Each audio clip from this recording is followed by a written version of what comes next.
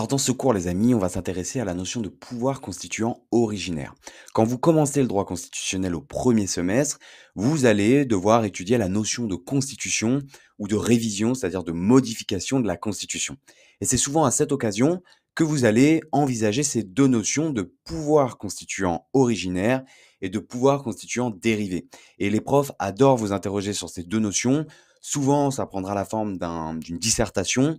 Donc dans ce cours, on va voir tout ce qu'il faut savoir sur cette notion de pouvoir constituant originaire. On parlera rapidement évidemment du pouvoir constituant dérivé pour pouvoir assurer un examen. On va voir ça tout de suite. C'est parti. Alors le pouvoir constituant originaire. Alors je vais vous demander de faire un petit effort d'imagination. Imaginez, vous êtes comme ça, transporté dans les rues de Paris en 1789. Vous êtes en 1789, c'est la Révolution, vous avez l'ancien monde qui s'effondre, plus de règles, plus de lois, plus rien qui s'applique, aucun cadre juridique. Qu'est-ce qui se passe? Qui va élaborer les nouvelles règles? Sur quoi on va se fonder pour élaborer ces nouvelles règles? Là, c'est la question du pouvoir constituant originaire. Cette notion de pouvoir constituant originaire répond justement, on le verra, à ce type de situation. Donc, d'abord, qu'est-ce que c'est? Comme d'habitude, vous devez savoir le définir. Donc, le pouvoir constituant d'abord. Le pouvoir constituant, c'est le pouvoir d'élaborer une première constitution. Donc ça, c'est le pouvoir constituant originaire ou de modifier et réviser une constitution. Ça, c'est le pouvoir constituant dérivé. Donc, vous voyez, quand vous devez définir en droit constitutionnel la notion de pouvoir constituant, en fait, dans cette définition, vous définissez à la fois le pouvoir constituant originaire et à la fois le pouvoir constituant dérivé. Alors, pourquoi originaire et pourquoi dérivé? Je pense que vous avez compris. Originaire parce qu'on élabore, c'est à l'origine, comme si on n'avait aucun cadre juridique, c'est nouveau. C'est à l'origine, si vous voulez, d'un nouveau système juridique. Et le pouvoir de modifier et de réviser une constitution, c'est le pouvoir constituant dérivé parce que ce pouvoir de modifier, de réviser, il dérive, il découle du pouvoir constituant originaire. C'est le pouvoir constituant originaire qui fixe une constitution et qui prévoit, au sein de la constitution, le cas échéant, comment le pouvoir constituant dérivé va pouvoir la modifier, la réviser. Mais ce n'est pas l'objet de cette vidéo. Là, on est vraiment sur le pouvoir constituant originaire. Donc, le pouvoir constituant originaire. Maintenant, si on veut le définir un petit peu mieux, imaginez vous êtes dans le cadre d'une dissertation, vous voulez aller au-delà de pouvoir d'élaborer une première constitution, même si ça suffirait. C'est la faculté de créer un ordre constitutionnel nouveau, en l'absence de tout cadre juridique préexistant contraignant. Donc ça, vous pouvez le retenir par cœur, parce que si à un moment ou un autre, vous avez une dissertation là-dessus, vous savez, vous avez toujours au début, enfin dans la deuxième partie de l'introduction, la définition des termes du sujet, et il faudra le définir. Et donc, ce pouvoir constituant originaire, on verra les situations dans lesquelles il intervient, mais souvent, c'est après une rupture historique majeure qui nécessite justement de tout reconstruire, de repartir de zéro. Donc pour mieux comprendre, imaginez par exemple un architecte qui part d'un terrain vierge, il n'y a plus rien, il est libre de construire absolument ce qu'il veut. Donc il peut choisir les fondations, la surface de la maison, les types de matériaux, le nombre d'étages, la couleur, etc. Il peut tout choisir. À l'inverse, le pouvoir dérivé, c'est comme si l'architecte arrivait sur un terrain, vous avez déjà des fondations, vous pouvez peut-être aller ajouter un étage, vous pouvez peut-être changer tel ou tel aspect, mais voilà, vous êtes lié quand même par les fondations actuelles, il y a les murs porteurs, etc. Vous ne pouvez pas faire tout ce que vous voulez. Donc ça, ce serait plutôt le pouvoir constituant dérivé, pouvoir constituant originaire. Vous voyez, c'est on part de zéro et on peut tout faire. On le verra après un peu plus en détail.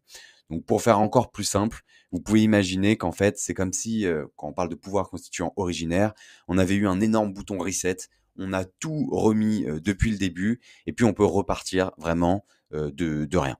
Alors, donc cette forme de pouvoir constituant, elle se caractérise par plusieurs éléments distinctifs fondamentaux. Alors ça, c'est pas nécessaire, c'est vraiment pour aller plus loin, c'est pour compléter un petit peu la définition. Une dimension créatrice, donc qui lui permet d'édifier l'ensemble du système constitutionnel sans limitation juridique préalable. Donc vous voyez, cette dimension créatrice, ça rejoint ce qu'on vient de dire avant dans la définition, on repart de zéro. Un caractère souverain et inconditionné qui le libère de toute contrainte procédurale imposée de l'extérieur. Alors, ça vous paraît peut-être un peu redondant de ce qu'on vient de dire ici, mais c'est pas exactement la même chose. Dans le cours de droit constitutionnel au premier semestre, on étudie à un moment aussi cette notion de souveraineté. Cette notion de souveraineté, elle est très importante et donc c'est très important là de le rappeler quand on parle de pouvoir constituant originaire, il y a cette question de la souveraineté. Cette question de la souveraineté, c'est, le pouvoir en fait, c'est l'autorité suprême. La souveraineté, c'est le pouvoir de tout faire et c'est pour ça que le pouvoir constituant originaire a un caractère souverain et inconditionné. Et puis une portée fondatrice. Pourquoi? Parce qu'il va déterminer les règles du jeu démocratique pour l'avenir. Donc en fait, ici cette portée fondatrice, on pourrait, l'assimiler à cette dimension créatrice, mais on pourrait aussi, y intégrer dans cette portée fondatrice le fait que souvent, mais ça on l'étudie aussi dans le premier semestre, dans les constitutions modernes en tout cas, on a, des déclarations de droits, c'est le cas par exemple pour notre constitution, hein, la DDHN 1789, dans laquelle on va retrouver une certaine philosophie. Donc, par exemple, dans la déclaration de 1789, on a une certaine philosophie plutôt libérale, et donc cette portée fondatrice montre que le pouvoir constituant originaire peut, à travers cet acte fondateur, voilà, déterminer les règles du jeu et y intégrer même sa philosophie pour le fonctionnement des institutions. Quelles sont les circonstances dans lesquelles le pouvoir constituant originaire va intervenir? Donc, la circonstance, c'est d'abord qu'il faut un vide constitutionnel. C'est, la condition pour que le pouvoir constituant originaire puisse s'exercer. On n'a plus de règles, on va devoir recommencer dès le début, donc créer des règles. Et donc ça peut intervenir dans plusieurs situations. Première situation, c'est la situation à laquelle on pense tout de suite en cas de rupture révolutionnaire. Donc vous avez un mouvement révolutionnaire qui va renverser l'ordre politique établi. Donc là, on pense tout de suite à la révolution de 1789. On a un mouvement révolutionnaire qui va aboutir, hein, et qui va renverser la monarchie. Et rappelez-vous, vos cours du lycée, on étudie souvent au lycée ce qu'on appelle le serment du jeu de paume. Vous aviez les députés du tiers-État qui avaient été interdits par par le roi pardon, de se réunir à Versailles. Et finalement, ils s'étaient réunis dans la fameuse salle du jeu de paume et ils avaient fait le serment de ne jamais se séparer, de continuer à se réunir tant qu'ils n'auraient pas doté la France d'une constitution. Donc en fait, en faisant ça, les députés du tiers-État, alors il n'y avait pas que des députés du tiers-État, je crois, il y avait aussi des députés de la noblesse, il me semble. Mais en fait, ces députés-là, qu'est-ce qu'ils ont fait? Ils se sont autoproclamés pouvoir constituant originaire. Donc voilà, vous voyez là, vous avez un exemple. Encore une fois, si vous êtes en dissertation, quand vous avez une idée en dissertation, vous savez, une dissertation, c'est un regroupement d'idées que vous allez hiérarchiser dans chaque sous-partie, etc. Et quand vous avez une idée, il faut bien distinguer l'idée de l'exemple. Donc si là, vous deviez expliquer que le pouvoir constituant originaire intervient dans certaines circonstances, et notamment en cas de rupture révolutionnaire, vous avez un exemple avec la révolution de 1789 et le serment du jeu de paume. Alors, bon, ça c'est à savoir rapidement, mais c'est pas forcément essentiel. La doctrine va distinguer les véritables révolutions de ce qu'on appelle des coups d'État, organisés par des petits groupes militaires qui peuvent entraîner un changement de régime politique, mais dans un contexte différent. Pour la doctrine, en fait, ce ne sont pas des mouvements de même nature, si vous voulez. Voilà, petite parenthèse fermée. Vous avez aussi, donc, en cas d'accession à l'indépendance, donc là, par exemple, c'est les États issus de la décolonisation qui ont dû se doter de leur propre constitution nationale suite à cette accession à l'indépendance. Et puis, vous avez en cas de transformation géopolitique majeure, donc là, on peut citer plusieurs pays assez récents de l'Europe. Donc, c'est les processus de réunification européenne contemporains. Je vous laisse aller chercher vous-même là des exemples pour illustrer ça si vous en parlez en dissertation.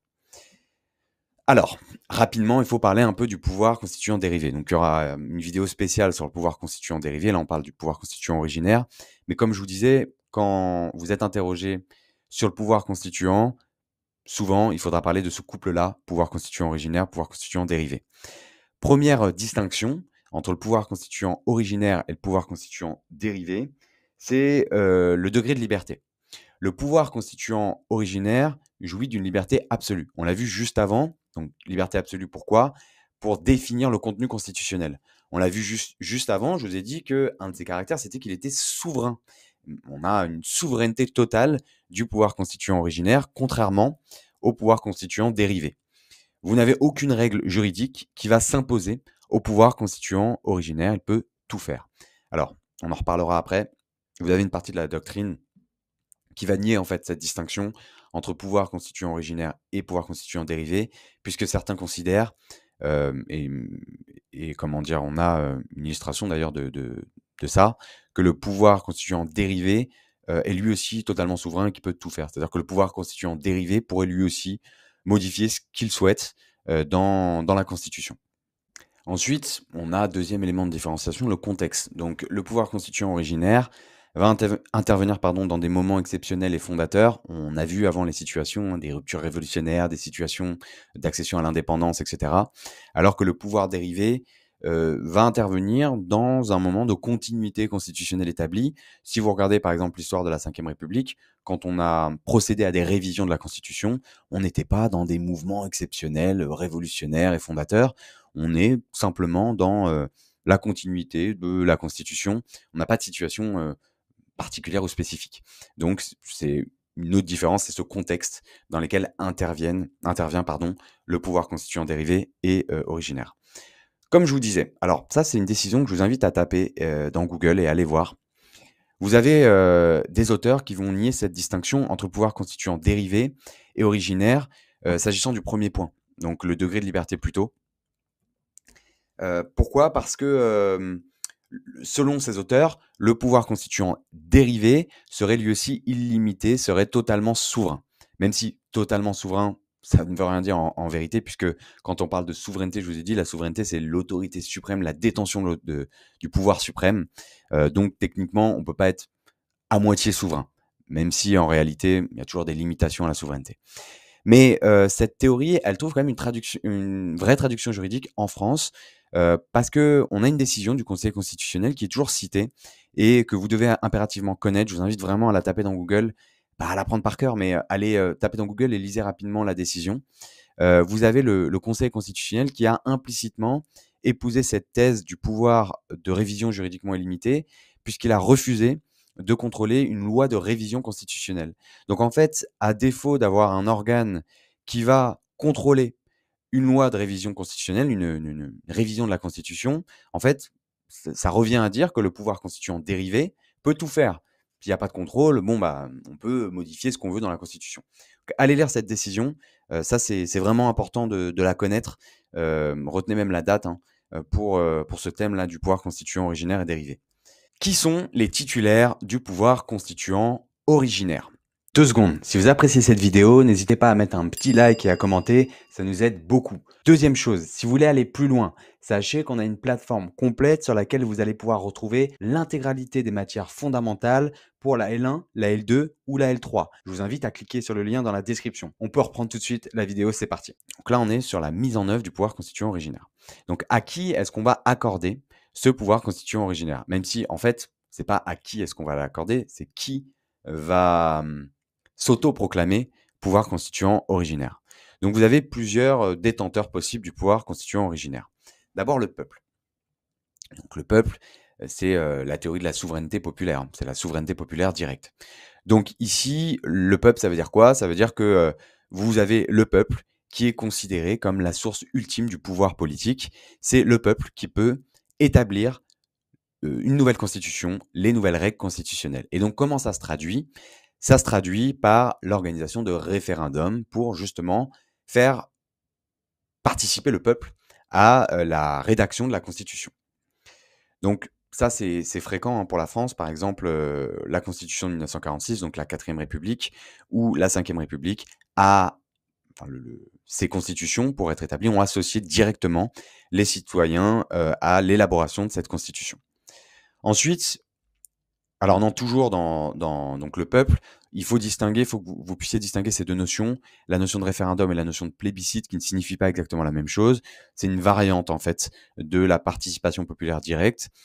Ça a souvent ce plébiscite une connotation un petit peu plus péjorative pour la doctrine.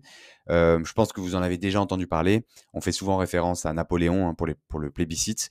Donc c'est un procédé qui mélange approbation constitutionnelle, donc on fait quand même participer le peuple, mais aussi adhésion personnelle à un dirigeant politique.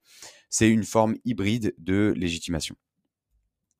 Ensuite, on a donc deuxième titulaire du pouvoir constituant originaire, les représentants du peuple. Alors faites attention, c'est pas la même chose que ce qu'on vient de voir juste avant le peuple.